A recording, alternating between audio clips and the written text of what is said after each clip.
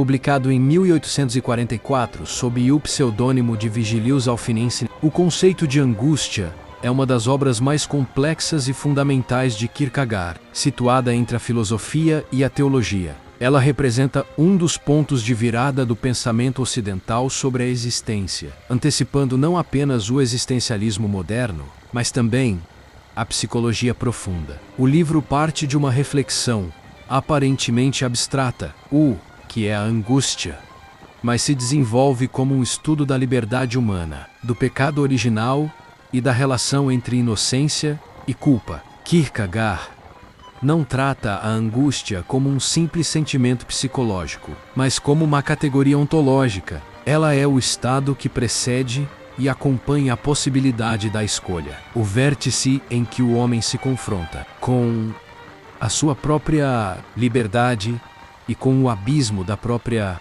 responsabilidade. O ponto de partida de Kierkegaard é o relato bíblico do Gênesis. Adão, antes de comer o fruto proibido, vive em um estado de inocência. Ele não conhece o bem nem o mal, e por isso não tem culpa, mas já contém dentro de si a possibilidade do pecado, pois é livre. Essa liberdade, no entanto, não é experimentada como poder, mas como vertigem.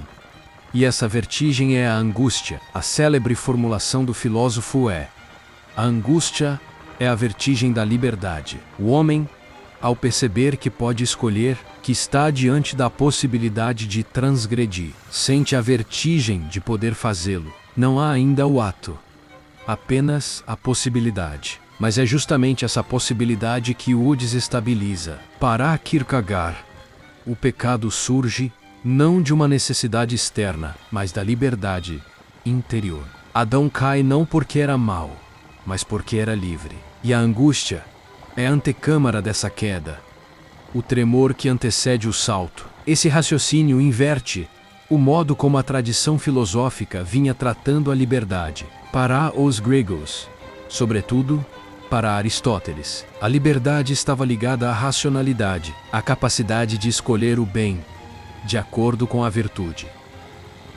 Para ele, a liberdade é uma possibilidade infinita, que não encontra amparo na razão. O homem, ao tomar consciência de si, não experimenta serenidade, mas angústia. O conhecimento da liberdade é o conhecimento da própria finitude, pois a possibilidade abre o horizonte do erro, do pecado, da perda. A inocência, diz ele, é a ignorância, mas é também angústia, porque é o nada da liberdade, enquanto possibilidade de todas as possibilidades. Assim, a angústia é anterior ao pecado, e ao mesmo tempo, sua condição. A distinção entre angústia e medo é central na obra. O medo é sempre medo de algo determinado, de uma coisa, de uma situação, de uma ameaça concreta. Já a angústia não tem objeto. Ela é um sentimento difuso, sem causa exterior, que brota do próprio ser humano. O medo tem um objeto, a angústia não. Escreve Kierkegaard. O homem angustiado não teme nada em particular, mas o próprio fato de poder escolher, de poder tornar-se outro, de poder perder-se. A angústia é a experiência de que o nada engendra o possível, e por isso ela está no centro da existência. Kierkegaard não entende a angústia como algo puramente negativo. Ela é também uma condição necessária para a liberdade e para a fé. O homem que não sente angústia é aquele que ainda não tomou consciência de sua liberdade. A angústia é o sinal de que o espírito está desperto, de que a existência não é mera repetição mecânica. A angústia educa, afirma o filósofo. Ela é educadora do indivíduo, pois o obriga a confrontar-se consigo mesmo, a reconhecer o abismo entre o finito e o infinito, entre o tempo e a eternidade. Nesse sentido, a angústia é o caminho pelo qual o homem pode alcançar a fé, uma vez que a fé exige o salto para além da razão. A questão do pecado é tratada por Kierkegaard de modo original. Ele não o define como uma simples transgressão moral, mas como o resultado do mau uso da liberdade. O pecado surge quando o indivíduo, diante da possibilidade, escolhe afastar-se de Deus, Mas o pecado não pode ser explicado racionalmente. Ele é um paradoxo. O pecado entra no mundo por um salto qualitativo,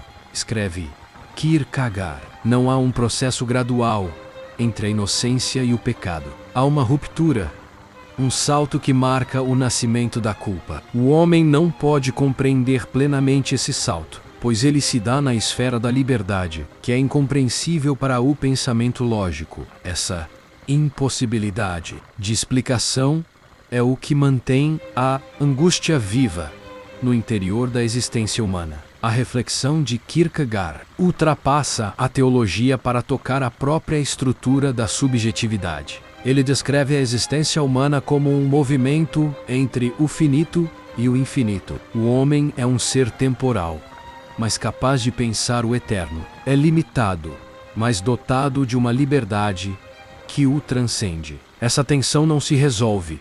É a própria condição da existência. A angústia é o sentimento que nasce dessa tensão, o sinal de que o indivíduo é espírito, de que carrega dentro de si mais do que o mundo sensível pode oferecer. O homem é síntese de alma e corpo, e a angústia é o reflexo dessa síntese. Afirma: o corpo quer o repouso do instinto, a alma busca o infinito, e entre ambos há o espírito, que se vê obrigado a escolher. A obra é também uma crítica à psicologia racionalista de sua época, que tentava reduzir o sofrimento humano a causas objetivas. Kierkegaard afirma que a angústia não pode ser curada por meio de explicações, pois ela é constitutiva do ser. A angústia não se deixa eliminar, escreve, porque ela é o próprio homem. Ao contrário da visão moderna, que busca eliminar o sofrimento, o dinamarquês entende que é através dele que o homem se torna verdadeiramente livre. A tentativa de fugir da angústia leva à alienação, à perda da individualidade. O homem que foge da angústia torna-se um ser nivelado, dissolvido no anonimato da massa incapaz de decidir por si. Ele introduz então a ideia do salto qualitativo, que se tornaria central para toda a filosofia existencial posterior. Diante do abismo da liberdade, o homem não pode permanecer na pura reflexão. É necessário saltar, escolher. A escolha é sempre um risco, pois não há garantias racionais. A fé, portanto, não é uma certeza, mas um ato de decisão diante do absurdo. A fé é justamente essa contradição entre a paixão infinita e a impossibilidade objetiva.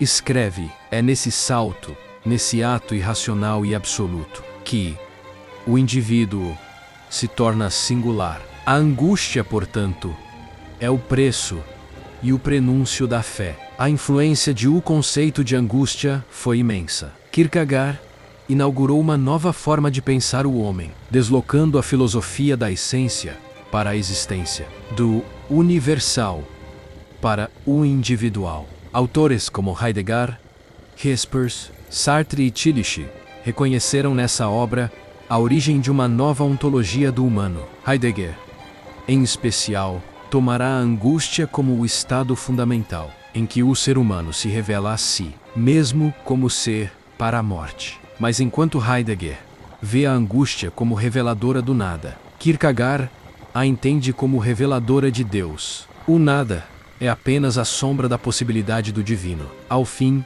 o dinamarquês não oferece uma solução para a angústia, mas um caminho para assumi-la. Ele mostra que a vida espiritual começa justamente quando o homem para de fugir dela. A angústia é o selo da liberdade, o sinal de que o indivíduo está vivo diante do infinito, em suas palavras. Aquele que aprendeu a angustiar-se da maneira correta, aprendeu o mais alto. Aprender a angustiar. Sei é aprender a existir. É reconhecer que a liberdade é tanto um dom quanto uma condenação. A existência humana é um drama entre a inocência e a culpa, entre o salto e a queda, entre o desespero e a fé. E é no interior dessa angústia, essa vertigem silenciosa da liberdade, que Kierkegaard encontra o verdadeiro nascimento do homem.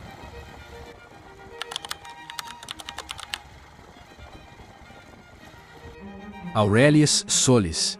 É um livro que conta a jornada de Sesto Lúcio Afrânio, um jovem romano marcado pela guerra civil, que ao lado de seu tutor, Esra, parte em busca de liberdade, entre batalhas, amores e tragédias. Sua família enfrentará o poder de Roma e descobrirá que a luta pela esperança pode atravessar continentes. Estou deixando um link na descrição, onde você poderá ler ou adquirir o seu livro. Não esquece de deixar o like, compartilhar com os amigos e se inscrever no canal. Isso ajuda muito a continuar trazendo mais vídeos como este. Ativa também o sininho para receber as notificações e não perder nenhuma novidade.